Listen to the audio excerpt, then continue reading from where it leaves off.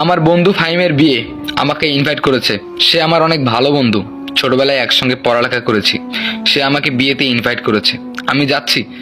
আমি, আমার মা আর আমার বাবা তিনজন একসঙ্গেই যাচ্ছি ফাহিমের বিয়েতে। আসলে রাস্তাটা অনেক দূরের, যেতে যেতে অনেক রাত হয়ে গেল।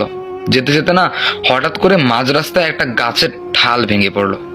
আমরা সবাই অবাক হয়ে গেলাম, কি ব্যাপার, রাস্তার মধ্যে গাছের ঢাল এরকম করে ভেঙে পড়লো কি করে। তারপরে আমি গাড়ি থেকে নামলাম, নেমে দেখলাম কোনো কারণ ছাড়াই ডালটা অযথাই ভেঙে পড়েছে। একদম তাজা ডাল, শুকনো ডালও না। মাঝ রাস্তায় কি করে ডালটা ভাঙলো? লাইটটা জ্বালিয়ে গাছের মধ্যে দেখলাম, গাছের মধ্যে কিচ্ছু নেই। এরকম করে ডালটা কিভাবে ভেঙে গেল? তারপরে ড্রাইভারকে বললাম, আপনি একটু বের হন, চলেন, ডালটা সরাতে হবে। এরপরে আমি, আমার বাবা আর ড্রাইভার মিলে ডালটা সাইড করলাম। তারপরে আবার টান শুরু করলাম গাড়ির। 1 ঘন্টা পরে পৌঁছে গেলাম বিয়ে বাড়িতে। ফাহিম আমাকে দেখে অনেক খুশি হলো, বললো যে বন্ধু তুই অনেকদিন পরে এসেছিস, আমি জানিস অনেক খুশি। আমি বললাম দোস্ত আমিও অনেক খুশি তোর বিয়েতে অ্যাটেন্ড হতে পেরে। তখন ফাহিম বলল, অনেক দূর থেকে এসেছিস, ফ্রেশ হ, খাওয়া দাওয়া কর। আমি বললাম আচ্ছা ঠিক আছে দোস্ত। তখন ফাহিম বললো যা ফ্রেশ হয়ে আয়, তারপরে আড্ডা দিচ্ছি। আমি বললাম আচ্ছা ঠিক আছে। এখন বাজে রাত 9টা, আর রাত 12টার সময় ফাহিমের বিয়ে। আমি রুমে গেলাম, ফ্রেশ হলাম। আমি ফ্রেশ হয়ে নিচে নামলাম। নিচে নেমে একটু হাঁটাহাঁটি করতেছি, দেখতেছি ফাহিম নেই, ফাহিমকে খুঁজে পাচ্ছি না। তারপরে আমি আস্তে আস্তে হাঁটাচলা করতে করতে ফাহিমদের পুরো বাড়িটা দেখলাম। দেখতে দেখতে হঠাৎ করে আমার চোখটা ছাদের মধ্যে চলে গেল, আর ছাদের মধ্যে দেখতে পেলাম কে যেন ছাদ দিয়ে হাঁটতেছে। আমি ঘর থেকে দৌড়ে টর্চটা নিয়ে আসলাম। টর্চটা মেরে দেখলাম কোনো একটা মেয়ে ছাদের মধ্যে হেঁটে বেড়াচ্ছে। আমি অনেকটাই অবাক হয়ে গেলাম, তবে আশেপাশে অনেক লোক ছিল, তাদেরকে বললাম না, বললে আবার কি নাতে কি মনে করে। আর ওটা কোন মেয়ে সেটা তো আমি নিজেও জানি না, হয়তোবা কোনো আত্মীয় স্বজন। তারপরে আমি আর ছাদের দিকে তাকালাম না। এরপরে আমি আমার মতো মোবাইল টিপতেছি, বেশি খেয়াল করলাম না। তারপরে হঠাৎ করে দেখতে পেলাম ছাদ থেকে একটা ফুলের টব পড়ে গেল, খুব জোরে। অল্প একটুর কারণে আমার মাথার মধ্যে পড়েনি, আমি মনে হয় বেঁচে গেলাম। এরপরে আমার খুবই মাথা গরম হয়ে যায়। তারপরে আমি দৌড়ে যাই ছাদে, দেখবো যে ছাদের মধ্যে কে আছে আর কে এই কাজটা করলো। অল্প একটু হলে আমার মাথার মধ্যে পড়তো। দৌড়ে গেলাম ছাদে, গিয়ে দেখলাম ছাদটা ভিতর থেকেই লাগা। মানে আমি গিয়েই কেবল দরজা খুললাম, এতক্ষণ দরজা লাগাই ছিল, তাহলে ছাদে কি করে গেল? এরপরে আমি ছাদের গেটটা খুললাম। ছাদের গেটটা খুলে ভিতরে ঢুকলাম। ঢুকে টর্চটা ভালো করে জ্বালিয়ে দেখলাম ছাদের মধ্যে কেউ নেই। ছাদের আরো চতুর্দিকে খোঁজাখুঁজি করলাম, তবে দেখতে পেলাম কেউ নেই।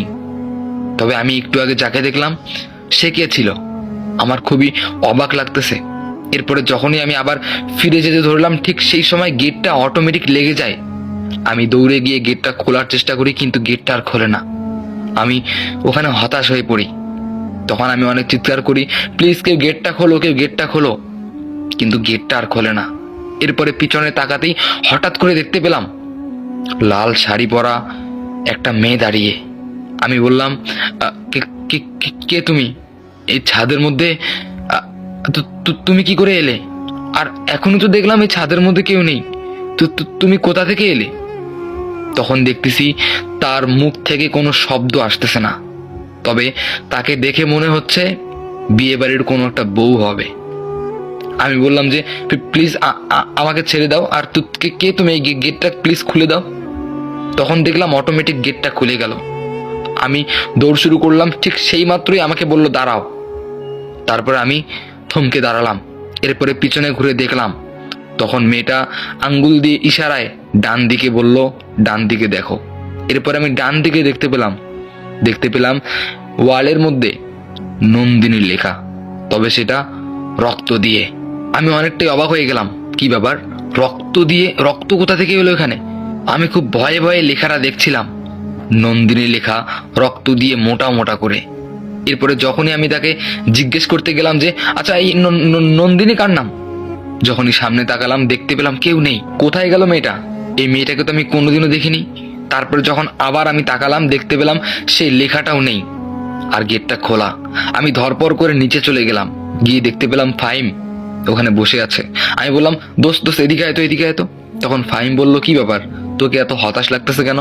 আমি বললাম ছাদের মধ্যে আচ্ছা আচ্ছা, তুই আমাকে একটা কথা বল, ছাদের কথা বাদ দে, তুই এখন একটা কথা বল। আচ্ছা, তোর কি কোনো মানে ফ্রেন্ড আছে এখন শাড়ি পরে আছে, বা দেখতে অনেক সুন্দর শাড়ি পরে আছে, এরকম কি কেউ তোর আছে? তখন ফাহিম বললো, হ্যাঁ অনেকেই তো আছে। তুই কার কথা বলতেছিস? আমি বললাম, আরে ভাই আমি একটু আগে ছাদে দেখলাম সেই মেয়েটা দাঁড়িয়ে আছে, কিন্তু হঠাৎ করে মেয়েটা না অদৃশ্য হয়ে গেল, আর দেওয়ালের মধ্যে রক্ত দিয়ে লেখা উঠলো। সেই সময় ফাহিম আমাকে বলল, ধুর, কিসব আবল তাবল বলতেছিস।